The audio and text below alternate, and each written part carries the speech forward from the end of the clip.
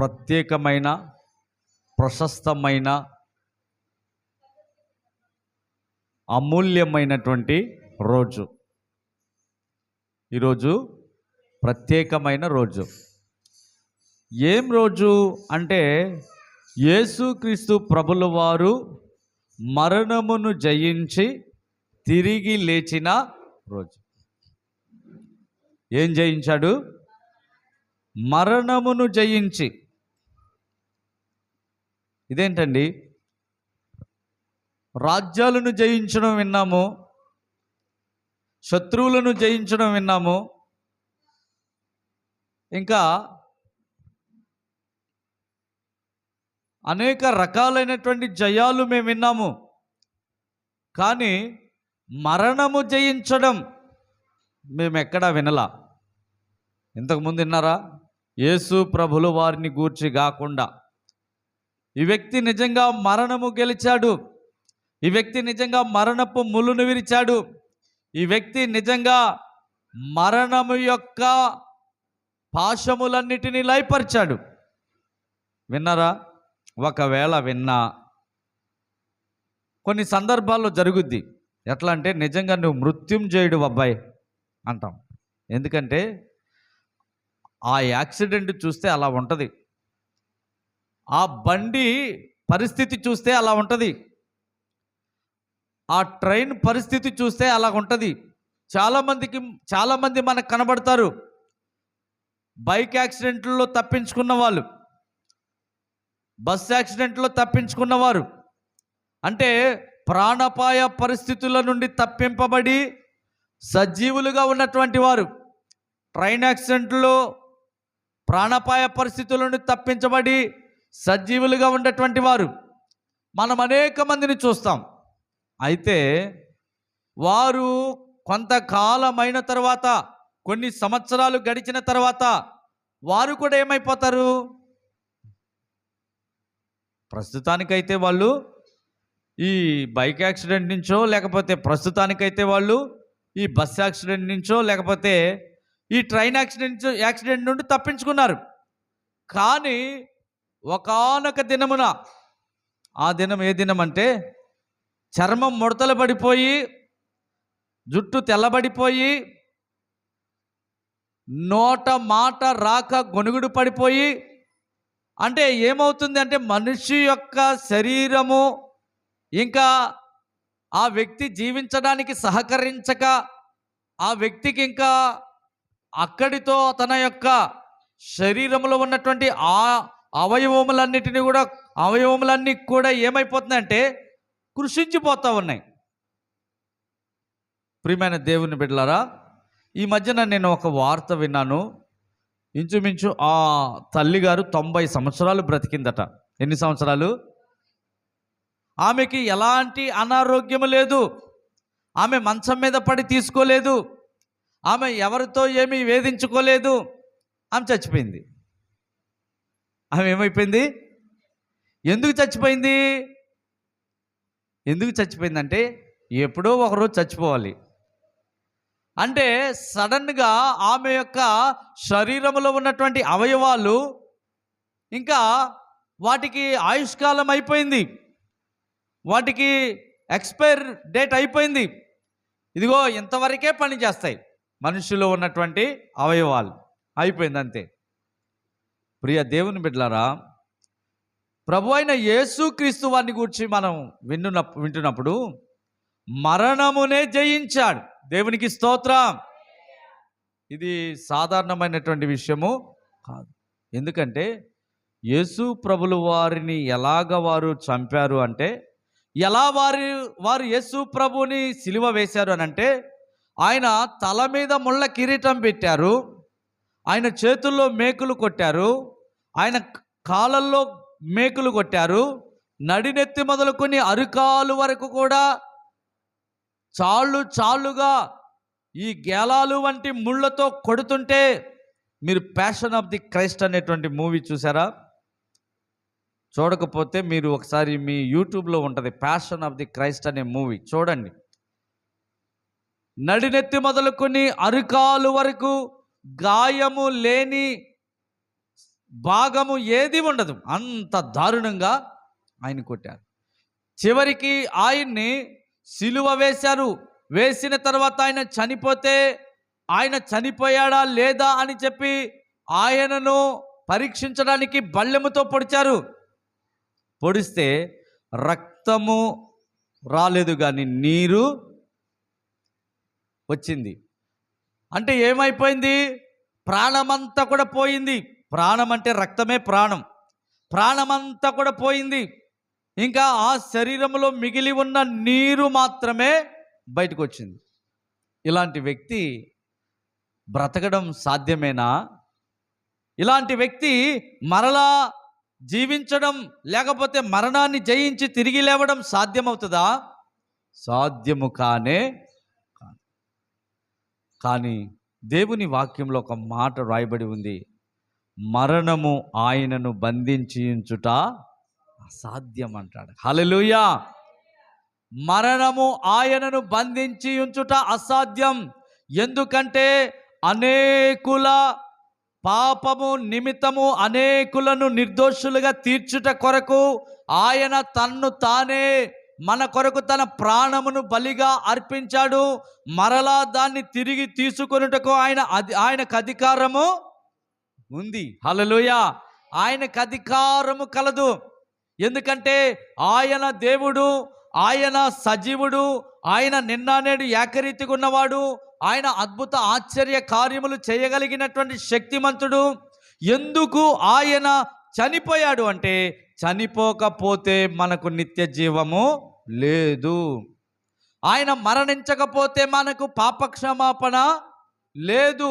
ఆయన రక్తము చిందించకపోతే మన యొక్క పాపములు క్షమించబడవు. కాబట్టి యేసయ్య మన కొరకు చనిపోయాడు. దేవునికి స్తోత్రం.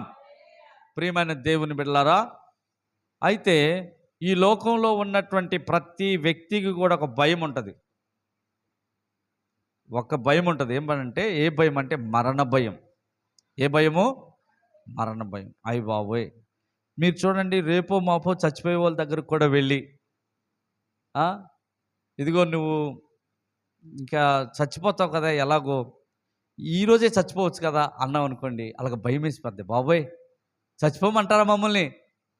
కొంతమందికి చావు అనేటువంటి మాట చెవిలో పడితే వాళ్ళకి ఎంత కోపం వచ్చేస్తుంది అంటే, నువ్వేమైనా నా బరువు మోస్తున్నావా?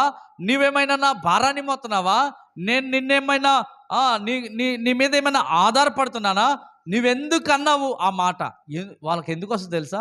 భయం. మరణం అంటే భయం. ఆ మరణము తర్వాత ఏం జరుగుద్దో, మరణం అంటే ఎంతో భయం ఉంటుంది చాలామందికి. నా ప్రియ దేవుని బిడ్డలారా, ఈ మరణము యొక్క భయము నుండి మనల్ని విడిపించడానికి యేసయ్య మరణముపై ఆయన విజయాన్ని సాధించాడు. దేవునికి స్తోత్రం. యేసయ్య ఏం చేశాడు? మరణము మీద ఆయన విజయాన్ని సాధించాడు. రోమీయులకు రాసిన పత్రిక 8వ అధ్యాయంలో ఏం రాయబడి ఉందంటే,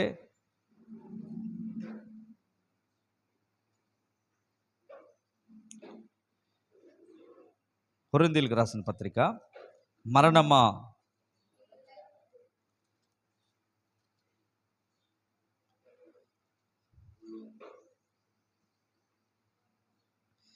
చూడండి, 1 కొరింథీయులకు రాసిన పత్రిక 15వ అధ్యాయము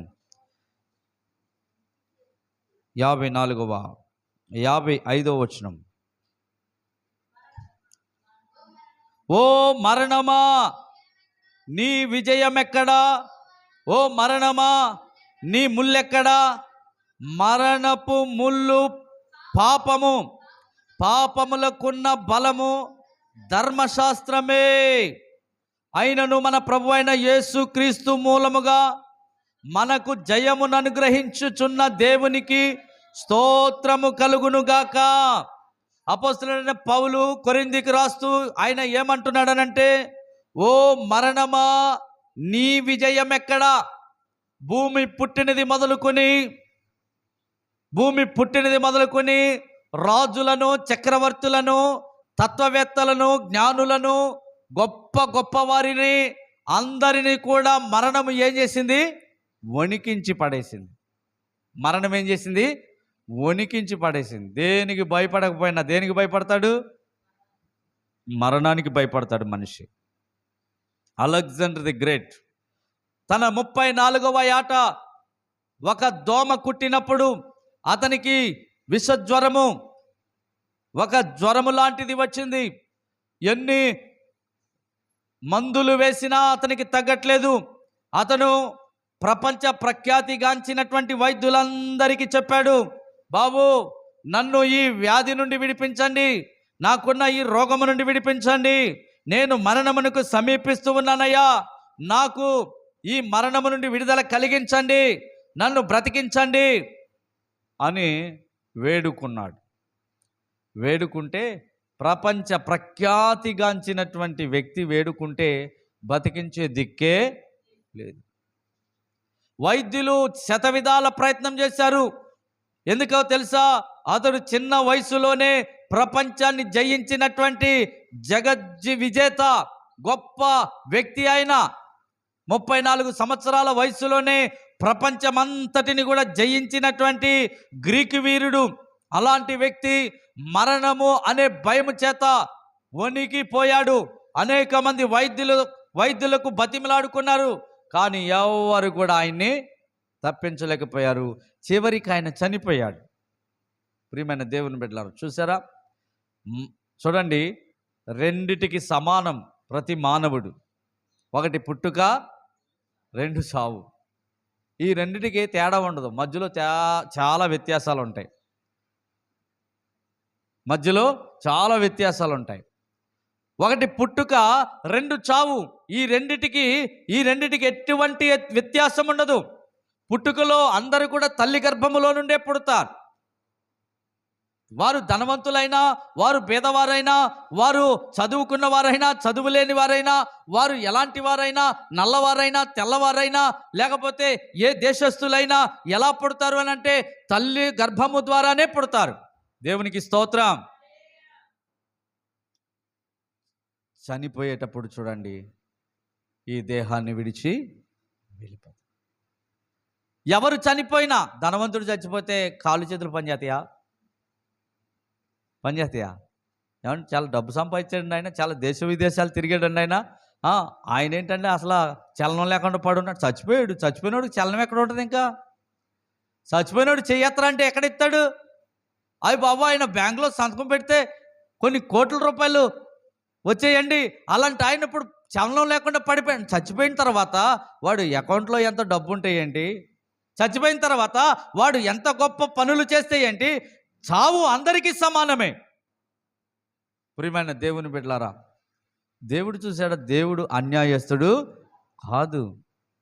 మధ్యలో విర్రవీగుతాం మనం. ఏమని విర్రవీగుతాం అంటే, నా ఎంత తెలివైనోడు లేడు తెలుసా, నా ఎంత గొప్పోడు లేడు తెలుసా, అసలు నేను అంటే ఎవరు అనుకున్నారు, నన్ను ఎంత చిన్న చూపు చూస్తారా, నాకు విలువనివ్వకుండా చేస్తారా అని ఎగిరి గంతులు ఎత్తా ఉంటాం.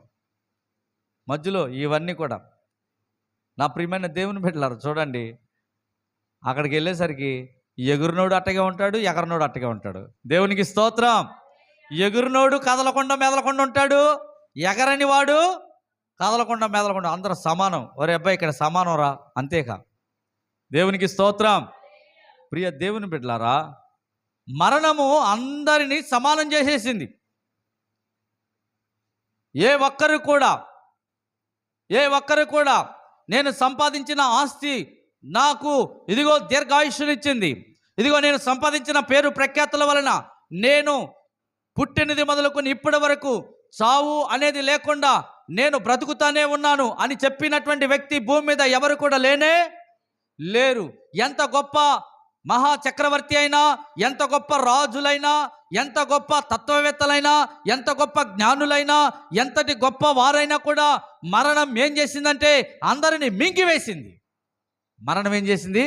మింగేసింది. రారా సాలుగాని, నువ్వు పెద్ద చక్రవర్తి అంటాడు, ఇంక నీకు అయిపోయిందిరా అన్నని పిలిచిద్ది. అది ఏది?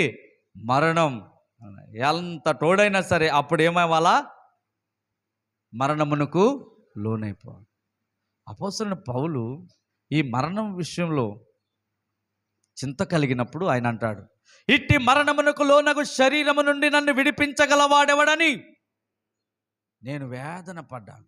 ఇట్టి మరణమునకు లోనగు శరీరం అంటాడు అంటే ఇది ఎప్పటికైనా శిథిలమై, ఇది ఎప్పటికైనా లయమై, ఇది ఎప్పటికైనా ఇదిగో పాడైపోయేటువంటిది. ఇలాంటి దాన్ని విడిపించగలవాడెవడని నేను వేదన పడ్డాను.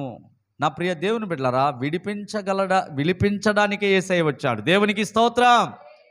చాలామంది ఏమనుకుంటారనంటే, ఓరే అబ్బాయి, ఈ భూమి మీద ఉన్నంత కాలమే మనము చక్కగా ఎంజాయ్ చేయాలి.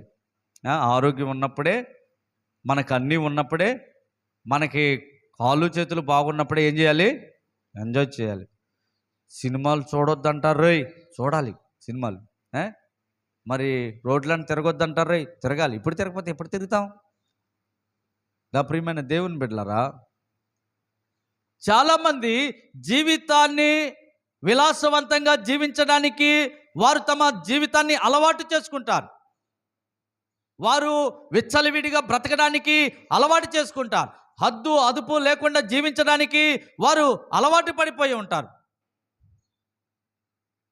చూడండి, ఒక దినమున ఏం జరుగుద్ది అనంటే మరణము మింగివేస్తుంది. చాలామందికి తెలీదు మరణము తర్వాత ఒక జీవితం ఉన్నదని. మరణము తర్వాత ఒక జీవితం. దేవునికి స్తోత్రం.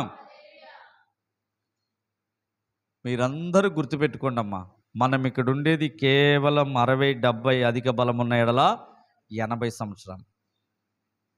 ఇది ప్రతి ఒక్కరు కూడా మైండ్లో దీన్ని జాగ్రత్తగా గుర్తుపెట్టుకోవాలి. ఎవరైతే ఇది గుర్తుపెట్టుకుంటారో వాళ్ళు చక్కగా అణిగి మణిగి ఉంటారు. వాళ్ళు లోబడతారు, వారు భయపడతారు, వారు విధేయత కలిగి ఉంటారు, వారు దేవుని మాట చొప్పున జీవిస్తారు. ఎవరైతే అమ్మో ఇది నేను కొద్ది కాలం మాత్రమే ఇక్కడ ఉంటాను అని. హెబ్రీయులకు రాసిన పత్రిక 11వ అధ్యాయంలో అబ్రహాము, ఇసాకు, యాకోబులు అనేటువంటి వారు గుర్తెరిగారు. ఏమని గుర్తెరిగారు? ఇది మన ఇల్లు కాదు, ఇది మన స్వాస్థ్యము కాదు, ఇది మనకే సొత్తు కాదు. దేవునికి స్తోత్రం. 11వ అధ్యాయం 13వ వచనం.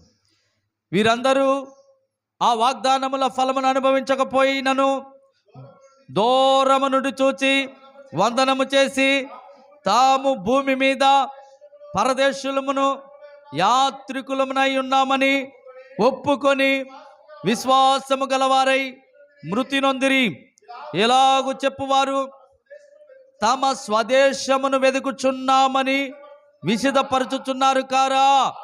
వారు ఏ దేశము నుండి వచ్చిరో ఆ దేశమును జ్ఞాపకముంచుకున్న ఎడల మరలా వెళ్ళుటకు వారికి వీలు కలిగి ఉండును. అయితే వారు మరి శ్రేష్టమైన దేశమును అనగా పరలోక సంబంధమైన దేశమును కోరుచున్నారు. అందుచేత తాను వారి దేవుడునని అనిపించుకొనుటకు దేవుడు వారిని గూర్చి సిగ్గుపడడు. యాలయనగా ఆయన వారి కొరకు ఒక పట్టణము సిద్ధపరచి ఉన్నాడు. దేవునికి స్తోత్రం. అబ్రహాం దగ్గర ఎంతమంది పనులు ఉన్నారు? 318 మంది ఎంతమంది పనులు ఉన్నారు. తన ఇంట పుట్టిన వారని దేవుని వాక్యం చెప్తుంది. తన ఇంట పుట్టిన వారే 300 మంది కంటే ఎక్కువ పనివారు ఉన్నారు. అంతమంది పనులు ఉంటే మనం ఆగుతామా? మనమే ఒక పనులమే, మనకెంత పొగరో. కానీ అబ్రహాముకి అంతమంది పని వాళ్ళు ఉన్నప్పటికీ కూడా అతడు ఎలాగ జీవించాడు అనంటే, అతడు చూడండి, తాము భూమి మీద పరదేశులమును యాత్రికులమునై ఉన్నామని ఒప్పుకొని విశ్వాసము గలవారై. ఎలాగ వాళ్ళు జీవించారట? పరదేశులమును యాత్రికులమని. ఇది మనం గుర్తుపెట్టుకోవాలి. ఎక్కడికన్నా మనం వెళ్ళామనుకోండి, అక్కడ గైడ్ చెప్తాడు. గైడ్ అంటే అక్కడ ఉన్నటువంటి వ్యక్తి నడిపిస్తాడు. అయ్యా ఇదిగో ఇది పలానా. మేము నాగార్జున సాగర్ వెళ్ళినప్పుడు ఆ డ్యామ్ ఎప్పుడు కట్టారు, ఎవరు కట్టారు, ఎన్ని సంవత్సరాలు కట్టారు, ఎలా కట్టారు అనే విషయాలన్నీ చెప్తూ అక్కడ పవర్ ప్రాజెక్ట్ కూడా ఉంది. కరెంటు విద్యుత్తు ఉత్పత్తి చేసే ప్రాజెక్ట్ కూడా ఉంది. దానిలోనికి తీసుకుని వెళ్ళి ఆయన మాకు చెప్పిన మాట ఏంటో తెలుసా? ఇక్కడ మీరు చాలా జాగ్రత్తగా ఉండండి, ఇక్కడ కరెంటు ఉత్పత్తి అవుతుంది, ఎలక్ట్రికల్ షాక్ జాగ్రత్త అని చెప్పి జాగ్రత్తగా తిప్పి తీసుకొచ్చాడు.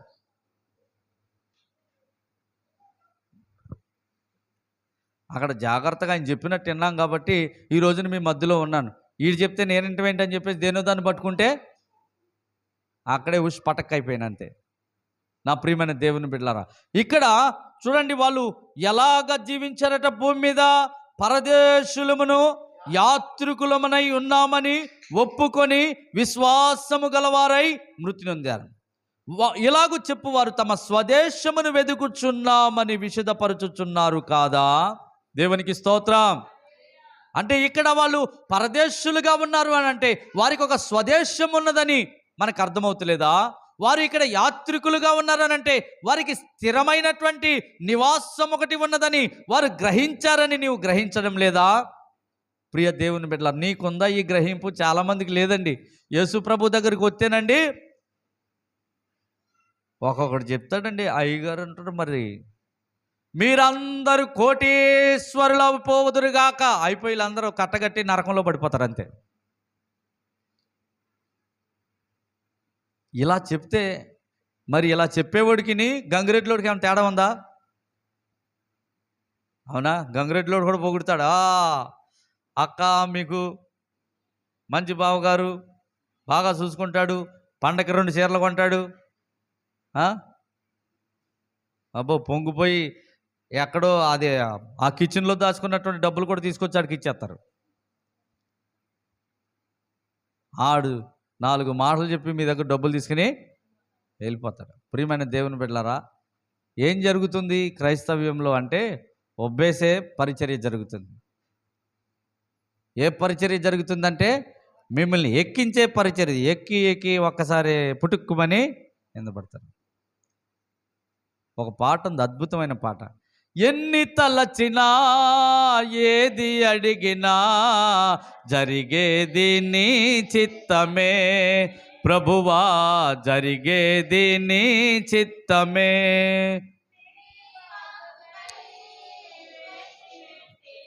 అక్కడ ఏమంటాడంటే అడవి పువ్వులే నీ ప్రేమ పొందగా. అడవి పువ్వులు కూడా దేవుని ప్రేమను పొందుతున్నాయంట. దేవునికి స్తోత్రం. యేసయ్య అంటాడు, మీరు వాటికంటే బహుశ్రేష్ఠులు కారా. హల్లెలూయా. దేవుని చిత్తం మన పట్ల జరగాలి. దేవుని చిత్తం జరగకుండా నీ చిత్తమే జరగాలి అనుకుంటే, నీ చిత్తమే నెరవేరాలనుకుంటే, నీ చిత్తమే నీ జీవితంలో సఫలమవ్వాలి అనుకుంటే చివరికి నీకొకటి ఆయన దాచి లేకపోతే ఆయన ఆయన ఆయన ఉంచాడు. అది ఏమిటి అని అంటే నరకం. నీ చిత్తమే జరగాలి అని నువ్వు అనుకుంటే చివరికి నువ్వు ఎక్కడికి వెళ్తావు? నరకానికి వెళ్తావు. దేవుని చిత్తం మన జీవితంలో నెరవేరాలి. హల్లెలూయా. ఎవరి చిత్తం నెరవేరాలి? దేవుని చిత్తం నెరవేరాలి. దేవుని చిత్తం ఎలా ఉంటుందో తెలుసా? దేవుని చిత్తములో నీవు ఉంటే గనక, నీవు దేవుని చిత్తమునకు లోబడితే గనక, నీవు దేవుని చిత్తమును నెరవేర్చడానికి ఇష్టపడితే గనక నీవు ఎలా ఉంటావో తెలుసా? గోధుమ గింజ ఎలాగైతే పిండిగా మార్చబడుతుందో అలా నీవు మార్చబడతావు. ఎలా పిండిగా మార్చబడుతుంది? అది రోకలితో దంచబడాలి కదా. దేవుని వాక్యం అంటది, ఒకడు యెహోవా మందిరములో ప్రదీపమును వెలిగించిన ఎడల అది ఒలీవల నూనెదై ఉండాలి అంటాడు. దేవునికి స్తోత్రం. అక్కడ స్పష్టంగా మాట ఉంది, అది దంచి తీసిన అచ్చమైన ఒలీవల నూనె మాదిరిగా ఉండాలంటాడు. దంచి తీసిన అచ్చమైన, దంచడం అంటే ఏంటి? దాని అర్థం ఏంటి? రోకలేసి దంచడం అంతే. దేవునికి స్తోత్రం. ఇలా దంచబడిన వాళ్ళే పాడతారండి. ఆపదలు నన్ను వెన్నాంటి ఉన్నా నా కాపరి నీవై నన్నాదుకొంటివి. ఆపదలు నన్ను వెన్నాంటి ఉన్నా నా కాపరి. ఇక్కడ అంటే లోకమంతా నన్ను విడిచినా నీ నుండి వేరిచే. ఆపదలు ఎన్ని వచ్చినా కూడా దేవుడు రావు అన్నాడా, వస్తాయి అన్నాడా? ఆపదలు ఎన్ని వచ్చినా దేవుని వాక్యం, నీతిమంతునికి కలుగు ఆపదలు అనేకములు, వాటన్నిటిలో నుండి యెహోవా వానిని తప్పించును. దేవునికి స్తోత్రం. వచ్చాయి వస్తానే ఉంటే దేవుడు తప్పించే రీతిగా తప్పిస్తానే ఉంటాడు. 23వ కీర్తనలో కీర్తనకారుడు ఏమంటా అంటే, గాఢాంధకారపు లోయలో నేను సంచరించినను ఏ అపాయమునకు నేను. దేవుని చిత్తము నెరిగినటువంటి వారు ఇలాగ ఉంటారమ్మా. దేవుని చిత్తము నెరిగిన వారు ఇలా ఉంటారు. ఎలా ఉంటారు? ప్రభువా, నీవు నన్ను పూలబాటలో నడిపించినా సరే, నీవు నన్ను ముళ్ళబాటలో నడిపించినా సరే, ప్రభువా నీవు నన్ను కరువులోనైనను, ఖడ్గములోనైనను, హింసలోనైనను, ఉపద్రవములోనైనను, వస్త్రహీనతలోనైనను, మరి ఎలాంటి పరిస్థితుల్లోనైనను నీవు నన్ను నడిపించినా సరే, నీవు నడిపినట్లుగా నేను నడుస్తాను. దేవునికి స్తోత్రం. దేవుని చిత్తము నెరిగిన వారు అలాగనా ఉంటారు. దేవుని చిత్తము నెరిగినటువంటి వారు మనకి బాగా కనబడతారు చాలామంది. Abraham one of the most person అనమాట, పాపులర్, అది చాలా ప్రఖ్యాతి. అందుకే అతనికి ఏం చెప్పండి, విశ్వాసులకు తండ్రి అని పేరు పెట్టారు ఆయనకి. హల్లెలూయా. ఎవరికి ఏమని? విశ్వాసులకు తండ్రి. లేక 25 సంవత్సరాల నిరీక్షణతో వృద్ధాప్యములో ఉన్నప్పుడు ఒక్కగాని ఒక కుమారుని కనుక్కుని, ఆ కుమారుని అల్లారు ముద్దుగా పెంచుకుని, ఆ కుమారుని చూసి మురిసిపోతున్నటువంటి వేళ దేవుడు పిలిచి, నీ కుమారుడు అనగా నీవు ప్రేమించుచున్న కుమారుడు, నీకున్న ఏకైక కుమారుడు నాకు దహన బలిగా అర్పించమని దేవుడు అతని అడిగినప్పుడు, అతడు తిరగక, అతడు ఏమాత్రం సంకోచించక, అతడు ఏం చేశాడో తెలుసా? ఆ ఒక్క కుమారుడైన ఆ యొక్క ఇస్సాకును లేక పుట్టినటువంటి ఆ ఇస్సాకును ఎంటబెట్టుకుని దేవుడు చెప్పినటువంటి ఆ మోరియా పర్వతం మీదకి తీసుకుని వెళ్ళి ఆ యొక్క ఇస్సాకును దహన బలిగా అర్పించడానికి అతడు సాహసించాడు. దేవునికి స్తోత్రం. అందుకే అతడు విశ్వాసులకు. ఇది దేవుని యొక్క చిత్తమును నెరవేర్చడం అంటే, దేవునికి లోబడడం అంటే, దేవునికి విధేయత చూపడం అంటే, దేవుని యొక్క వాక్యమును గైకొనడం అంటే ఇది. ప్రియమైన దేవుని బిడ్డలారా, అంతేగాని అసలు దేవుడు అనేవాడు ఇలా అడుగుతాడా? నేను నిజంగా దేవుని నమ్ముకున్నానా, దెయ్యాన్ని నమ్ముకున్నానా? అబ్రహాంకి వచ్చిన ఇలా ఆలోచన రావచ్చు కదా, అవునా? అబ్రహాముకి ఆలోచన రావాలి కదా. అసలు దేవుడు అనేవాడు నరబలిలు అడుగుతాడమ్మా? నరబలి అడుగుతాడు అసలు? అదే ఆ స్థానంలో నువ్వుంటే ఎలాగనుకుంటావు తెలుసా? బాబోయ్, ఇదేంటి ఇన్ని సంవత్సరాలు మేము ఎదురు చూసి మేము ముసలి వయసులో కనుక్కున్నటువంటి కుమారుని ఇప్పుడు దహన బలిగా ఇమ్మని చెప్పి అడుగుతున్నాడు. దేవుడా దెయ్యమా? ఓరి నాయను, ఇంకోసారి ప్రార్థన చేద్దాం. అసలు దేవుని స్వరమా కాదా? ఇంకోసారి ప్రార్థన చేద్దాం. అనుమానం వచ్చేంత వెంటనే మీరైతే 10 సార్లు ప్రార్థన చేస్తారు. అసలు ఇది దేవుని చిత్తమా? ఇంకోసారి ప్రార్థన, ఇంకో రోజు ఉపవాసం ఉండి ప్రార్థన చేద్దాంలే. ఇప్పుడు ఎందుకు కంగారు పడతాం? అవునా కదా? అబ్రహాం అలాగా. ప్రియమైన దేవుని బిడ్డలారా, దేవుని కోసము తన ఏకైక కుమారుడైన ఇస్సాకును లేక కనుక్కున్నటువంటి ఇస్సాకును, వృద్ధాప్యములో కనుక్కున్నటువంటి ఇస్సాకును, దేవుడు అడిగిన పిదప ఏ మాత్రమును సంకోచించక, ఏ మాత్రమును కూడా అనుమానించక, ఏ మాత్రమును కూడా వెనుతిరగక అతడు దేవునికి ఇవ్వడానికి ముందుకు సాగిపోయాడు. దేవునికి ఇవ్వడానికి, దహన బలిగా అర్పించడానికి ముందుకు వెళుతున్నప్పుడు, వారు మోరియా పర్వతమును సమర్పిస్తున్నప్పుడు చూడండి, ఇస్సాకు తండ్రిని అడిగిన మాట ఏంటో తెలుసా? ఆ మాట అంటే గుండె పగిలిపోద్ది అంతే. ఏమన్నాడు? తండ్రి, దహన బలి అర్పించడానికి కట్టెలున్నాయి, కత్తుంది, నిప్పుంది. దహన బలి అర్పించడానికి బలి పశువు ఎక్కడుంది? గుండెలు పిండేసినట్టు అయిపోతుంది. ఎవరు అడుగుతున్నారు? రక్తం పంచుకుని పుట్టిన కుమారుడు అడుగుతున్నాడు. ఎవరు అడుగుతున్నారు? లేక లేక వృద్ధాప్యంలో కనుక్కున్న కుమారుడు అడుగుతున్నాడు. ఎవరు అడుగుతున్నారు? 25 సంవత్సరాల నిరీక్షణ కలిగి ఎదురు చూసి కనుక్కున్నటువంటి కుమారుడు అడుగుతున్నాడు. ఏమడుగుతున్నాడు?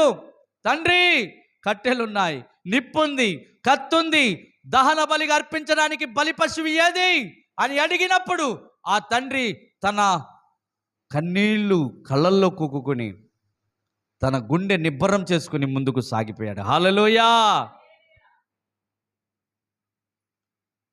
ఒక సహోదరుడు అంటున్నారు, ఏమండి పలానోళ్ళండి డబ్బులు అడగరండి, మీటింగ్లు అడిగితే డబ్బులు అడగరు. సోది కబుర్లు చెప్పే, సొల్లు మాటలు చెప్పే వాళ్ళు ఏమంటారంటే, మేమెవరిని డబ్బులు అడగం. మంచిది, అసలు డబ్బులు లేకుండా చేయండి చూద్దాం. అడగట్లేదు కదా మీరు, ఎవరిని అడగరు అడగరు కదా. అసలు డబ్బులు లేకుండా చేయండి. కీబోర్డ్ వాడికి, ఫ్యాడ్ వాడికి ఇవ్వద్దు, కరెంట్ వాడికి ఇవ్వద్దు, సౌండ్ సిస్టమ్ వాడికి ఇవ్వద్దు, లైట్ వాడికి ఇవ్వద్దు. అర్థమైందా? అసలు ఎవరికి ఇవ్వద్దు. ఆ రైస్ ప్యాకెట్లు కొనుక్కురావద్దు. ప్రార్థన చేయండి. ఏంటి అవి రావాలి. కూర వండడానికి అడగండి. కూర ఉడికిపోవాలి పొయ్యి మీద, అంతే. నువ్వు ప్రార్థన చేస్తే సోదు కవర్లు చెప్పేవాళ్ళు చెప్పు తీసుకొట్టాలా. దేవుడు అబ్రహాం గారిని కన్న కొడుకుని అడిగాడు. దేవునికి స్తోత్రం. నా ప్రియమైన దేవుని బిడ్డలారా, జాగ్రత్తగా వినండి. దేనికోసం అడిగాడు? పరిశోధించడానికి అడిగాడు. హల్లెలూయా. పరిశోధింపబడిన మీదట సువర్ణముగా మార్చబడతాడు. అంత మాత్రమే కాదు, మనందరికీ సాక్షిగా, మనందరికీ విశ్వాసులకు తండ్రిగా నియమింపబడటానికి అడిగాడు. హల్లెలూయా. ప్రియమైన దేవుని బిడ్డలారా, ఇక్కడ మనం దేవుని వాక్యాన్ని గమనించినట్లయితే వారు ఎలాగ జీవించారట? ఇలాగు చెప్పువారు తమ స్వదేశమును వెదుకుచున్నామని విసిదపరుచుచున్నారు కాదా? ఎలా చెప్పేవారు? పరదేశులం మేము, యాత్రికులం మేము, మాకు ఇది స్వాస్థ్యం అనేది కాదు, మా యొక్క స్వాస్థ్యం పరలోకమందున్నది. దేవునికి స్తోత్రం. దేంట్లో చూపించాలో తెలుసా? క్యారెక్టర్లో చూపించాలి. దేవునికి స్తోత్రం. దేంట్లో చూపించాలో తెలుసా? నీ ప్రవర్తనలో చూపించాలి. నువ్వు ఇక్కడోడువా, అక్కడోడువా? ఇక్కడోడైతే తిక్కలోడు, ఇక్కడోడైతే తిక్కలోడే. వాడు అన్ని వేసాలు వేస్తాడు, అన్ని దారులకు వాడే ఉంటాడు, అన్నిటిలో కూడా వాడే ఉంటాడు. అక్కడోడైతే జాగ్రత్తగా ఉంటాడు. దేవునికి స్తోత్రం. అక్కడోడైతే ఎక్కడుంటాడు? ఎక్కడుంటాడు? దేవుని మందిరంలో ఉంటాడు. దేవునికి స్తోత్రం. నా ప్రియ దేవుని బిడ్డలారా, చూడండి వీళ్ళందరూ కూడా ఎలాగ జీవించారు. వాళ్ళు పరదేశులమును యాత్రికులమని ఈ లోకంలో వారు జీవించారు. చూడండి, యేసుక్రీస్తు ప్రభులు వారు మరణము వలన కలిగినటువంటి భయము నుండి మనుష్యుని విడిపించడానికి మరణపు ముళ్ళును ఆయన ఏం చేశాడు? ఏంట్రా దీనికి భయపడేది? ఏం చేస్తుంది మిమ్మల్ని ఇది? అవునా కదా? మనల్ని ఏం చేస్తుంది మరణం? టైటానిక్ అనేటువంటి మహా గొప్ప షిప్ అండి ప్రపంచంలో. ఒక దెబ్బకు 1500 మంది చచ్చిపోయారు దాంట్లో. తెలుసా మీకు? యూట్యూబ్లో ఉంటుంది, టైటానిక్ గురించి చూడండి. ఒక్క రోజులో 1500 మంది చచ్చిపోయారు దాంట్లో. ఈ షిప్పు విరిగిపోయింది రెండుగా.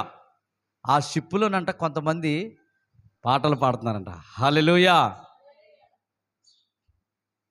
పరదేశులము ప్రియులారా మన పురమిది కాదిప్పుడు, నిజముగా పురమిది కాదిప్పుడు.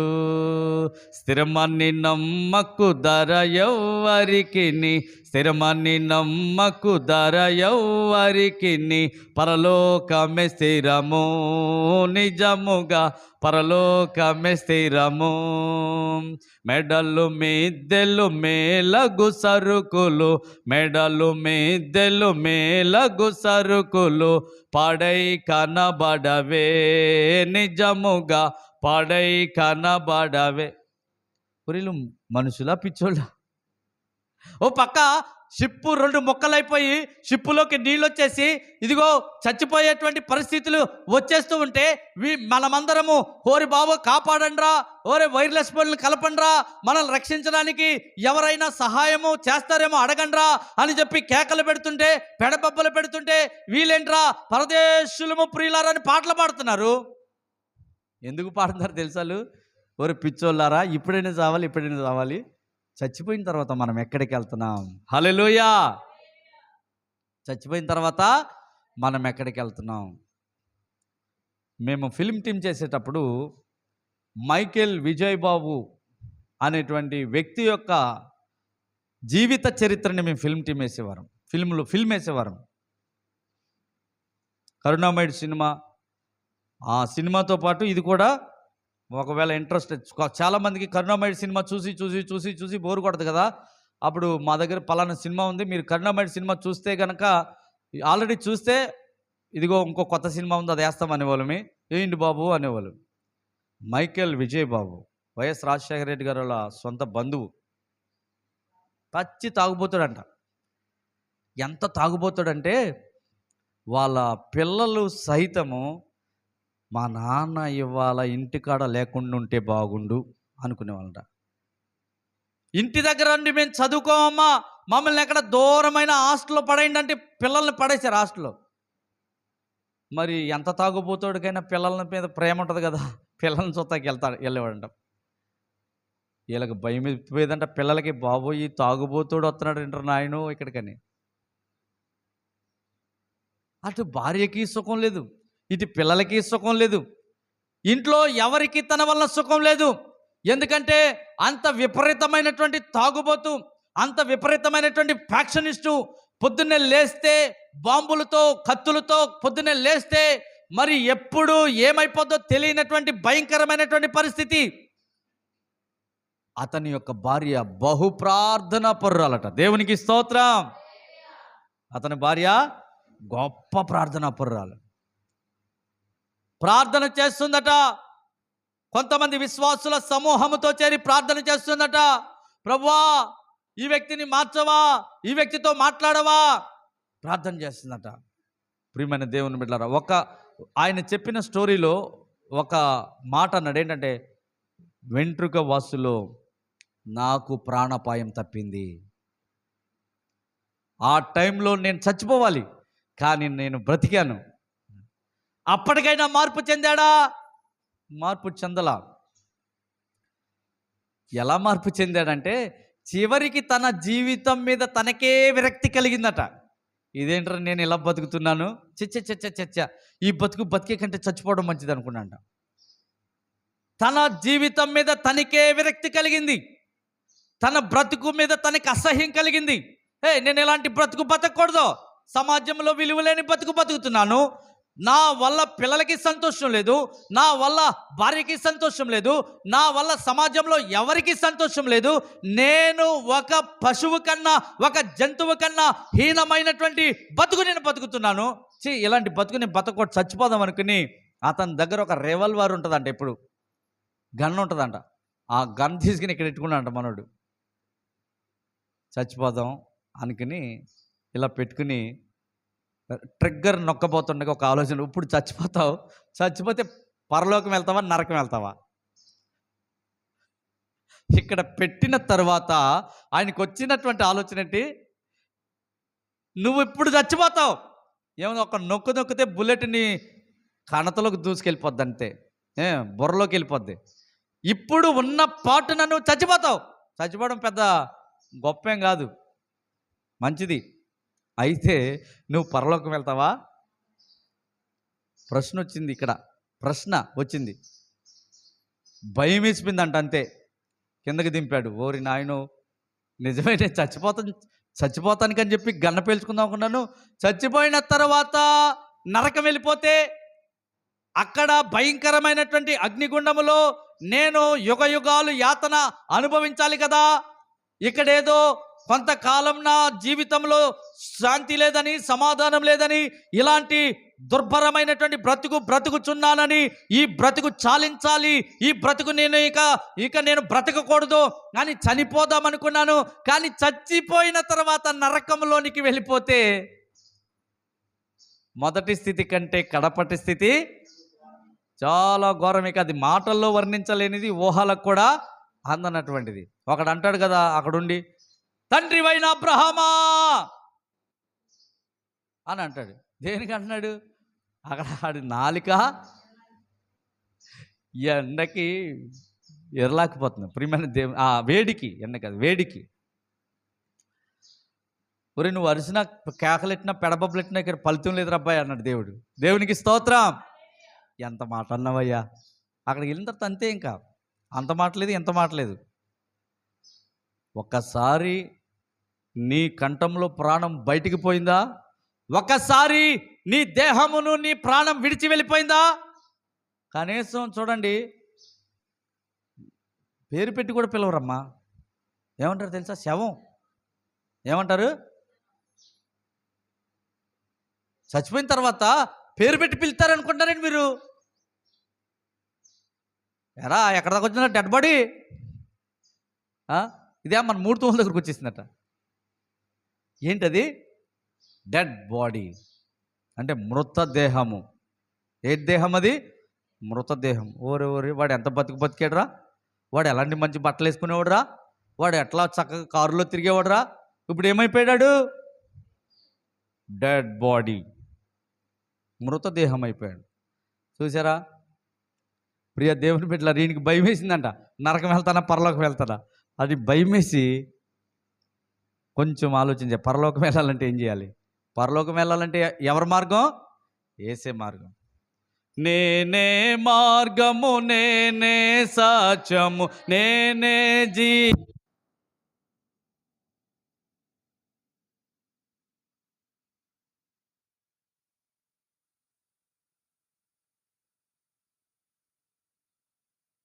మరి వేరొకడు వచ్చి దాన్ని ఓపెనే.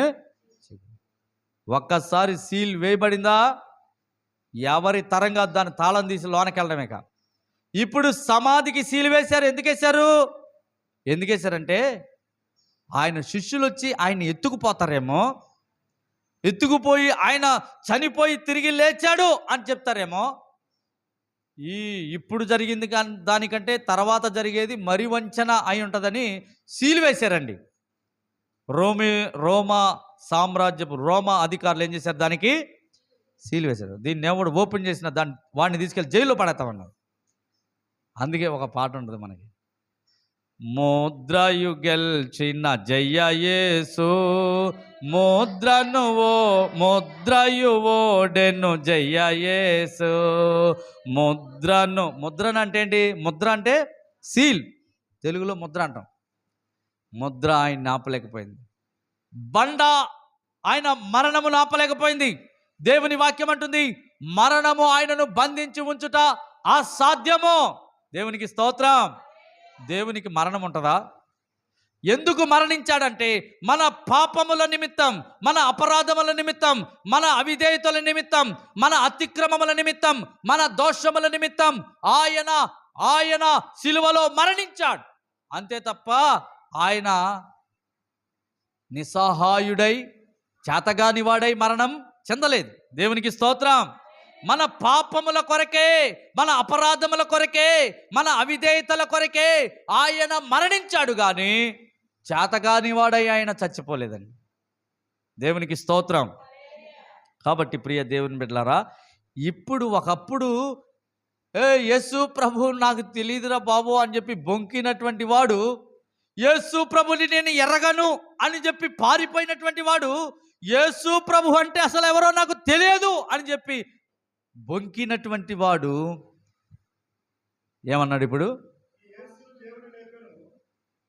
ఈ యేసును దేవుడు లేపెను, దీనికి మేమందరము హల్లెలూయా మేము సాక్ష్యం ఇస్తున్నాం, మేము ధైర్యంగా నిలబడి చెప్తున్నాం, మీరు చంపిన యేసు సజీవుడై లేచాడు, మీరు సిలువ వేసిన యేసు ఆయన మరణపు ముళ్ళని విరిచాడు, ఆయన సజీవుడిగా ఆయన ఇదిగో మీరు వేసినటువంటి ముద్రను కూడా ఓడించాడు, ఆయన సమాధిని ఓడించాడు, ఆయన మరణమును ఓడించాడు, ఆయన బండను ఓడించాడు, ఆయన మృతిని గెలిచి సజీవుడిగా ఆయన తిరిగి లేచాడు. దేవునికి స్తోత్రం.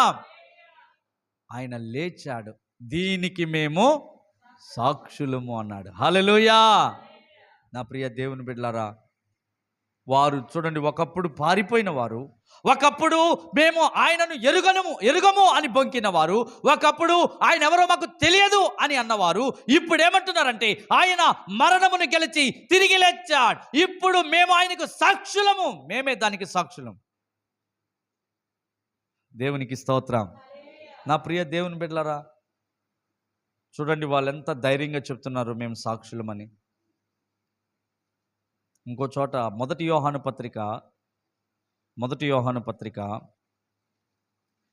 1వ అధ్యాయము 1వ వచనం నుండి మనం చదువుదాం. జీవవాక్యమును గూర్చినది ఆది నుండి ఏది ఉండెనో, మేమేది వింటిమో, కన్నులార ఏది చూచితిమో, ఏది నిదానించి కనుగొంటిమో, మా చేతులు దేనిని తాకి చూచెను, అది మీకు తెలియజేయుచున్నాము.